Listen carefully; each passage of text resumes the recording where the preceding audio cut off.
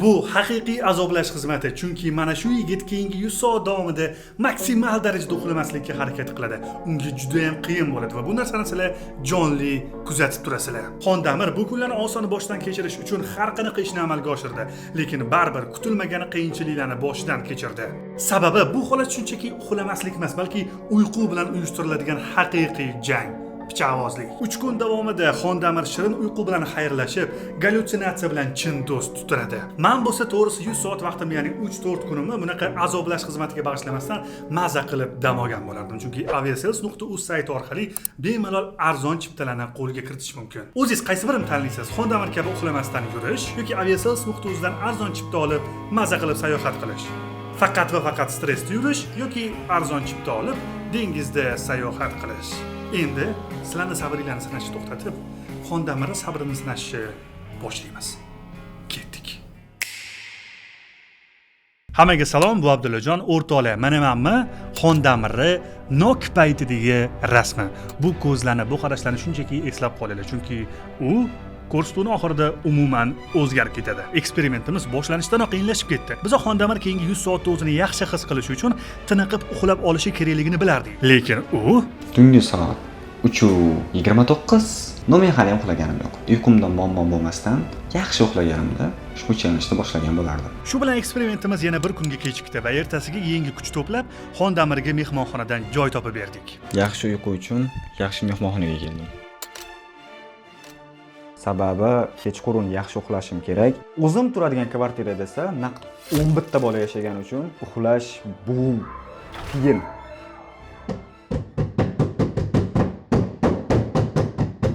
Mehmonxonadaman. 4 soat oldin 12larda mehmonxonamdagi xonani eshigini kimdir taqillatdi. Uxlatgan joyimda uyg'onib ketdim. O'shandan beri uyqu kelgani yo'qman. Kechasi uyqumni 2 ga bo'lib o'tkazdim, lekin yaxshi uyqu bo'ldi. O'zimni ancha tetik his qilyapman.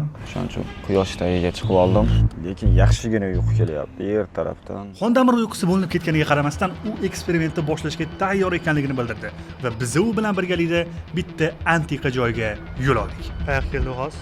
Miyani skaner deymiz. Eksperimentni boshlab olgan bo'lsak ham, hali uni miyasini tekshirtirishga ulgurmagandik. Lekin Darmon servisdagi do'stlarimiz bu ishda bizga yordam berishdi. Ko'zingizni oching. O'zingizni qanday his qilyapsiz? Yaxshi, mana uncha bilinmadi. Maza qilyapsiz. Biz hozir nima ish qildi o'zi? Xondamirni aynan mana shu eksperiment oldi holatini ko'rdik. Yurak holati, qon bosimini holati va miya holatini va endi davomida nima bo'ladi? Va eksperiment tugagandan keyin uni holati qanaqa bo'lib qoladi? Bizga shu narsa qiziq, o'shaning uchun ham tekshirtirdik. Endi u yog'ini ko'ramiz. Muhim o'lib qolmayman. Balki, bo'lib qolsa-chi.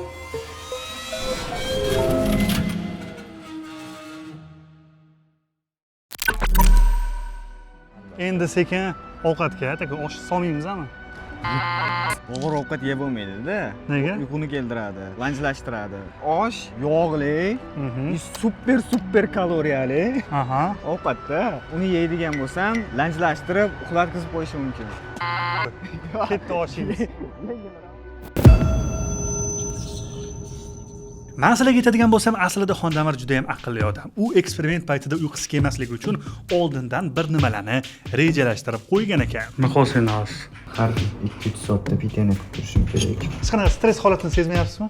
Yo'q, tinchman, sokin. Sokinlik. Toshkent ko'chalari kabi sokinman. Toshkent ko'chalari. Shunaqa qilib hozircha men sizni tark etaman, bro. 1-2 soatdan keyin ko'rishamiz.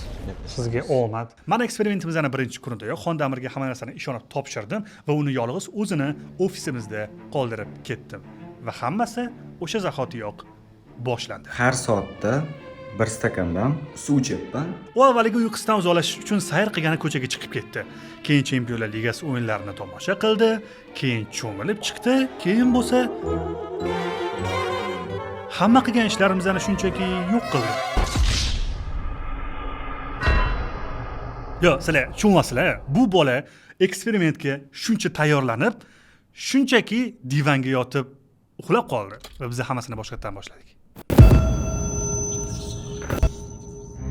Hozir o'rtoqlar biz hali ham syomkadamiz. Xondamir bo'lsa uxlamasligi kerak. bunaqa komfort yotmaydi. Bu diskomfortda bo'lsangiz uyqungiz kelmaydi, biroq. Birinchi tun hali siz oldinda kutyapti. Ko'z nima deyapti? Ko'z, bro, ko'z. Uxlab ketyapti.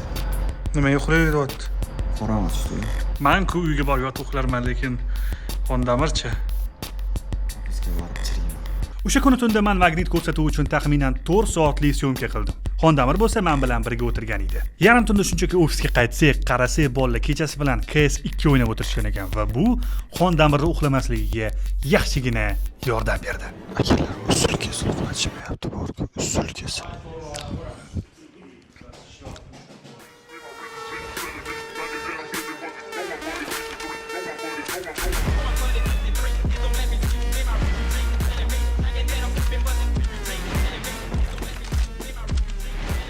Gazli ichimlik и pitaniya qilib olaman. Uyquni sal ochadi bular.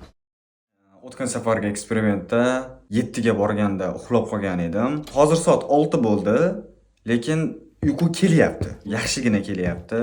Hozir boshimda shuni qo'ysam bo'ldi, ko'zim yumiladi, uxlagani ketaman men. Nimadir yechim topish kerak va bu yechim menda bor. Miyamda band qilib turishim uchun mana bunaqa 1 dan 10 gacha bo'lgan turli xil vazifalar, turli xil ishlarni ro'yxatini tuzib chiqdim. YouTube ko'rishdan boshlayman. Zeriktirmaydigan kontent topishim kerak edi va men buni topdim. Azizlar, reaktorda ko'ramiz. Biz hozir shaharda Seul Moon degan nuqtasidamiz.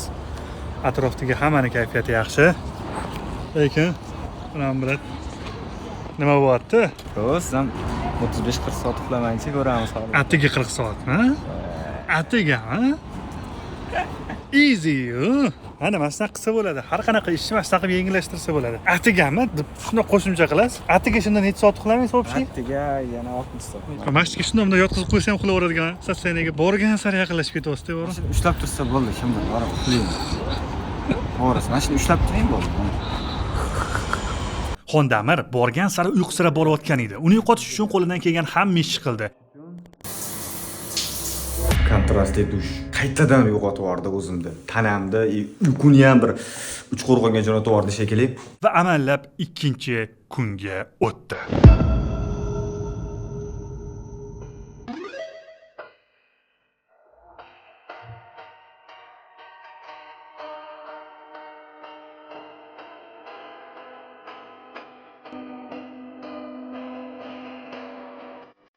Ko'rib turganingizdek, Xondamir eksperiment ikkinchi kunini juda ham og'ir boshladi, lekin kunni qolgan qismi u uchun negadir yengil o'tdi.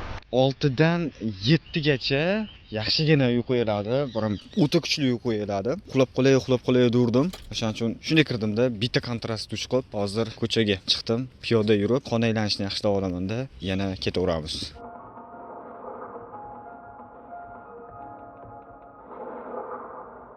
Hali 24 soat bo'lgan yo'q-da. Menimcha 1-2 soat o'tib ketsa kerak bu narsa. Hozir chiqib, nonushta qilsam kerak. Nonushta qilgandan keyin biron narsa o'ylab topamiz, xullas.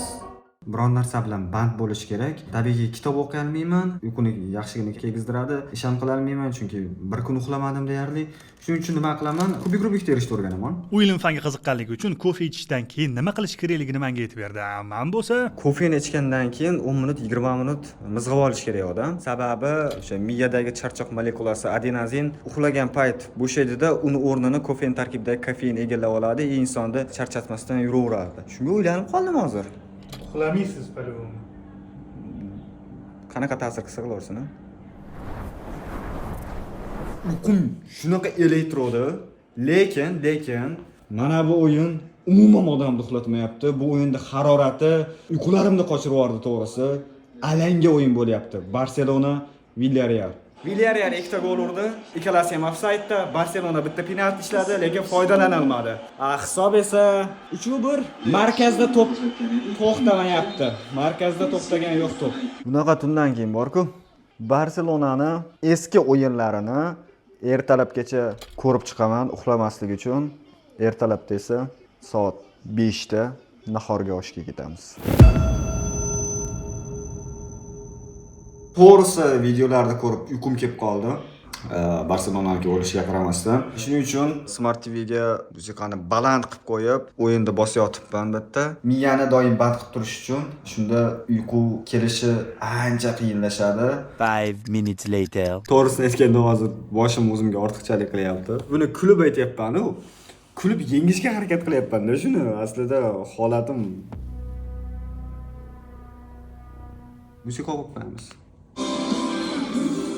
Xondamirga dunyodagi eng baland musiqa, hatto O'zbekiston madhiyasini qo'yib bersangiz ham, uni miyasi o'ziga kelmas edi. Uni miyasi shunchalik achishib ketganidan avvaliga oldida o'tirgan divanga qarab sevgi izhor qilishni boshladi. Mana shu divon bor-ku. Juda ham chiroyli ko'rinib ketyapti-da ko'zimga. Shuning bolishlarini to'g'rilab. Shunda oyoqni bu tomonga uzatib, ko'zdim bo'lib, chuqur ketsanglar. Keyin miyasi bilan urushib qoldi.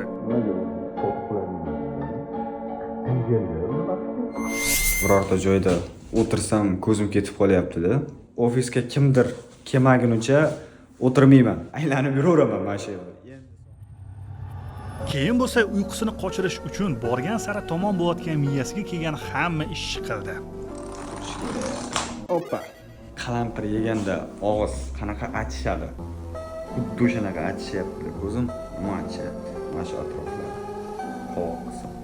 Ko'zimda bunday yumsam to'g'ridan to'g'ri tush ko'rishga o'tib ketib qolyapman. Yaxshi ham musiqa yoqib qo'yganman. Ko'zim yumilayotganda qo'shiq baland eshitilib uyg'otib yuboryapti. To'xtab qoladi. To'g'ri. Shunday yumsam Eng qizig'i, bu shunchaki 3-kunning boshlanishi edi. Uni holati esa borgan sari yomonlashib boryapti.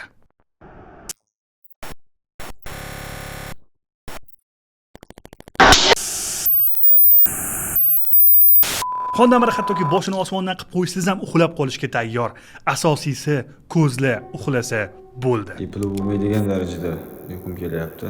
Shuncha hozir kiramanda bitta kontrastli dush. Xondamir shunchaki eksperimentning 3-kunini boshidayoq shunaqa ahvolga tushyapti. Lekin eng qiziqarlisi, tarixda Xondamirdan ham ko'proq uxlamagan odamlar bo'lgan va buni jonli eksperiment sifatida ilmiy tajriba qilib o'tkazishgan. 264 soat, ya'ni 11 kun davomida amerikalik yigitcha Randy Gardner uxlamasdan o'zini o'zi tajriba quyonchasiga aylantirgan. Xondamir bo'lsa hozirgi eksperimentimiz paytida ana shu odam boshdan kechirgan narsalarni 30%ni boshidan o'tkazyapti xolos, lekin qay darajada qiynalayotganini o'zingiz ko'rib turibsiz. Mana bu Xondamirning o'zining shaxsiy kartasi. Men bunga hech qanaqasiga aralashmayman, donat qilishingiz mumkin. U uni kartasiga to'g'ridan to'g'ri borib tushadi. Bemalol qo'llab-quvvatlashingiz mumkin. Xondamir qanchalik qiynalayotgan bo'lsa ham, lekin uni o'zini holatiga nisbatan aytayotgan ta'riflari to'g'risi kreativ eshitildi. Shunchaki turgan joyimda uxlab qoldim. Agar o'tirgan holatda bo'lganimda aniq ketaman ekan uyquga. To'g'risi kameraga zo'rg'a ochib gapiryapman. Jismim marta turibdi-da, miyam 2-3 davrda, ya'ni 2-3 zamonda yurganga o'xshayapti. Ko'zimni yumsam boshqacha kartina paydo bo'lyapti-da, otsam yana yo'qolyapti. Nima bu tush olamiga kirib ketyapman ko'zimni yumishim bilan. Hammasi o'z yo'liga qo'ya, lekin borgan sari Xondamir bilan qo'rqinchli voqealar yuz berishni boshladi. Xullas hozir o'zimdan qo'rqib ketdim to'g'risi. Yomon uyqu surayotgandim. Mana shu yerda turibmanda, ko'zni yumib ana shu eshik oldigacha boribman. Ayta qo'shiq qo'yib qo'yganman. Ana shu quloqqa kiryapti-da. Telefonim chaqirib qoldi, uyg'onib ketdim. Prema o'tirganim yo yotganim yo'q edi. Turib, yurib, tashqaridagi ovozlarni eshitib, tushunolmay qo'rqib ketdim. Hozir Xondamir uxlab qolmasligi uchun men hozir ertalab uni bugungi oshga olib ketyapman. Xuddigina joyiga borib, ozgina xizmatda bo'lib, osham yeb ketadi zado. Yo, nima gap? Assalomu alaykum. Как самочувствие? bir tomonga olib ketib qolyapti. Uyqu tomonga yana. Butun qarindoshlarimning ko'z o'ngiga g'irt begona odam bilan kirib kelish menga ham g'alati bo'ldi. Ishonasizlarmi, Xondamirni qancha osh tashishga undasam ham, u uyqum kelyapti, men chirib qolmayman deb hamma narsaga rad javobini berdi. Lekin osh yeyish payti kelganda undan dadil odam yo'q ekan. Endi sekin ovqatga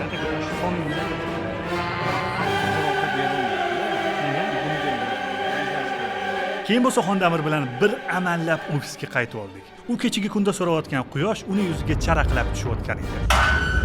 Uyg'oning, brat, uyg'oning. Wake up. Uyg'on, brat, uyg'on. Hozir metro ham bor. Metro problem. Odamni qaraylik ko'prigini. Metrodagi holat bo'lsa meni rosa qo'rqit. Chunki metroni chaqqatib harakatlanish oqibatida Xondamir osonlikcha uxlab qolish ehtimoli juda ham baland edi. Lekin mas'uliyatni his qilgan qahramonimiz va meni yordamimda uni uxlashdan saqlab qoldik. Ahvolim yomonlashgandan yomonlashib boryapti. Ko'zimni ham to'liq ocholmayapman hattoki. Quyosh chiqib bo'lgan, quyosh tushyapti. Orqamdagi 300-400 metr yo'lda qanday bosib o'tganimni ham bilmayman. Yo'lda eslolmayapman orqadagi yo'lda qanday bosib o'tganimni. Xullas, kofe olib keldim. Uyquni qochirganim. Kofe bor-ku, kayfiyatni mingga ko'tarib yubordi-yu. U stakanni tagidagi mana shuncha kofe edi. Biram o'shan 17 ming dollar oldim. Keyin bo'lsa biz u bilan birgalikda uni uyqusini o'chirish uchun ulug' vatan urushiga bordik.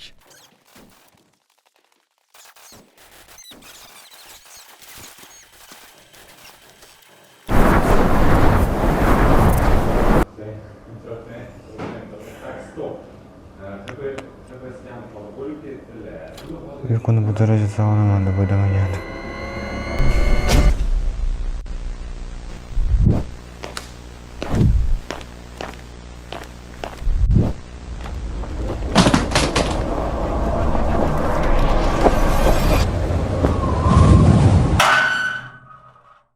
Do'kondan olma olib chiqdim-da.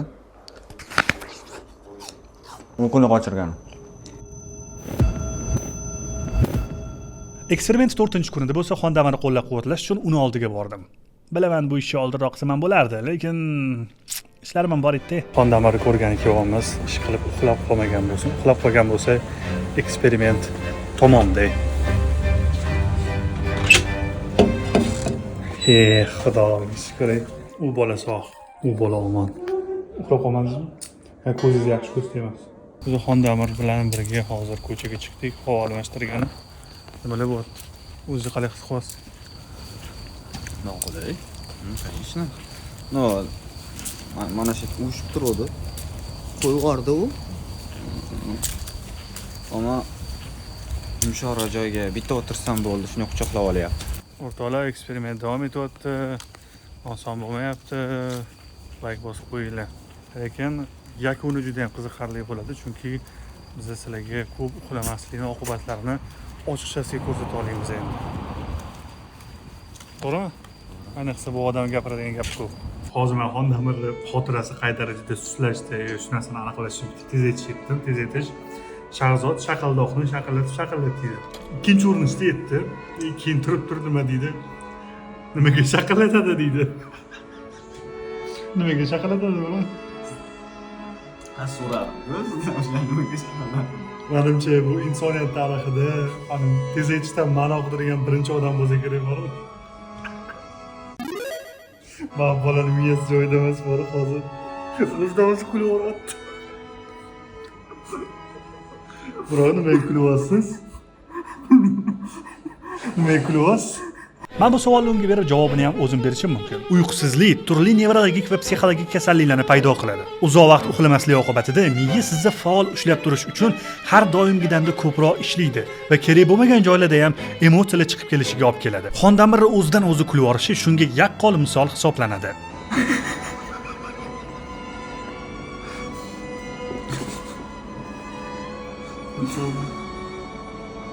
Hozir potensialli anaqa shizofrenik o'tiribdi deb oldimda borachada.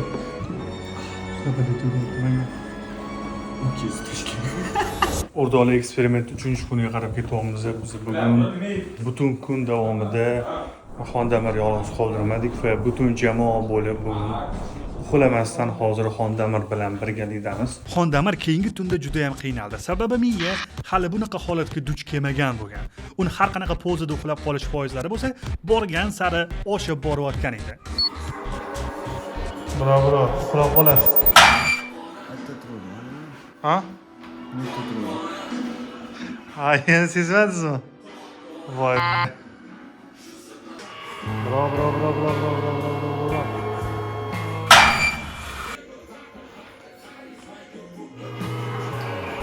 Turing. O'yin o'ynab turaydi. Vatanni qutqarmoqda. За кого? За Сталина, правильно? Challenge tugashiga ham 30 soatdan kamroq vaqt qoldi.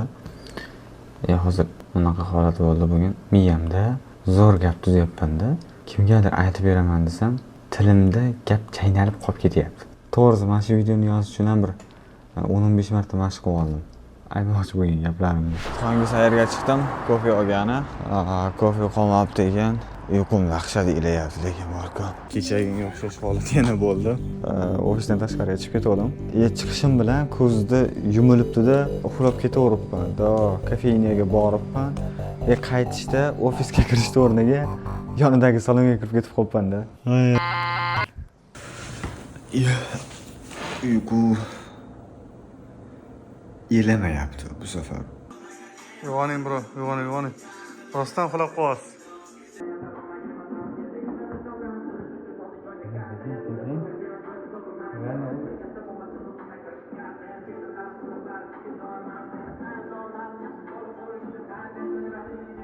Boshlanadi.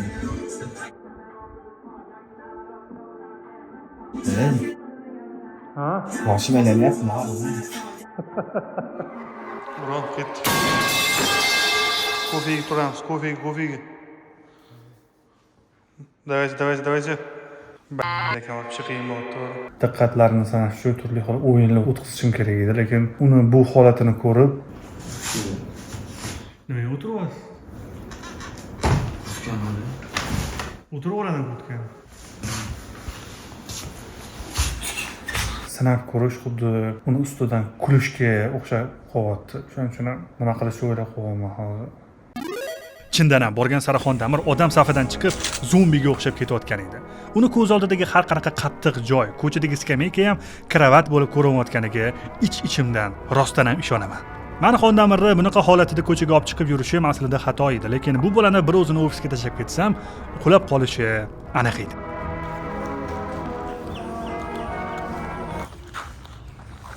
Ha.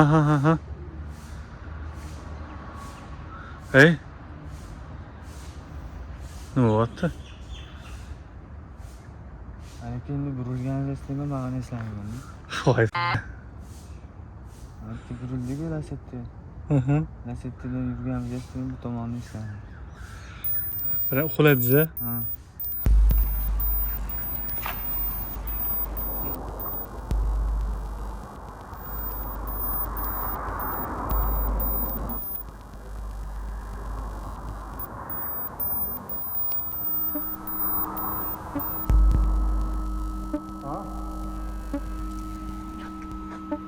Ko'y yo'qdi.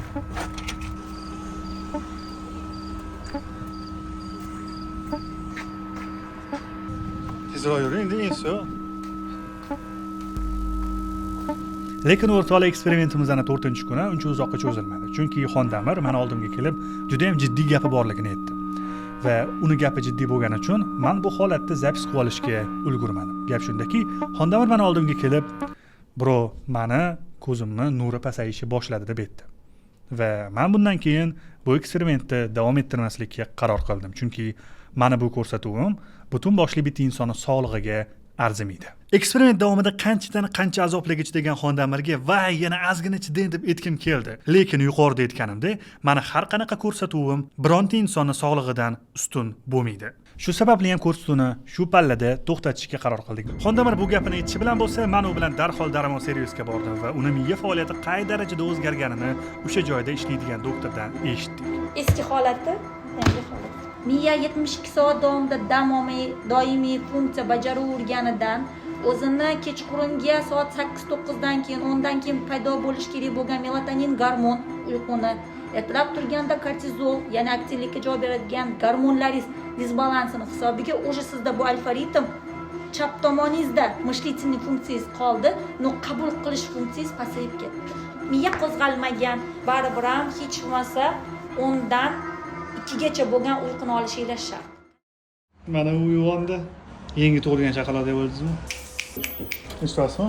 Miyada o'zgarish xavfi katta biroq. Yuring birga eshitamiz.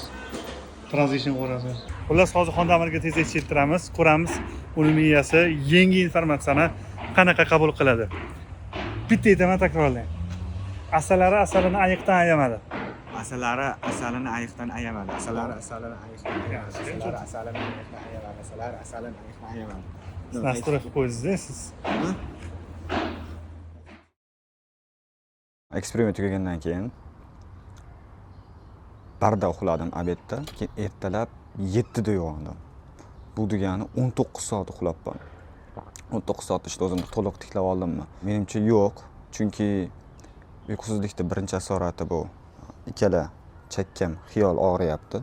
Bilinar bilinmas og'riq bor. Orqa, boshimning orqa tarafida. Birinchi asorat bu. Ikkinchi asorati boshim aylanyapti. Mana turganimga 2 soat bo'ldi. Har xilda boshim aylanib qolyapti. Shunaqa, menimcha hozir yana uxlasam kerak. Uyqu erityapti hali ham. Xondamir uxladi. Eksperimentimiz shu joyga kelganda tugadi.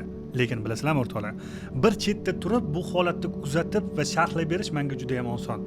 Ammo bu holatni to'liq kuzatgan inson sifatida bitta narsani ayta olamanki, uyqusizlik inson tanasini, organizmini, yangi qirralarini ochib beradi va shu bilan birgalikda kamchiliklarini ham ko'rsatib berar ekan.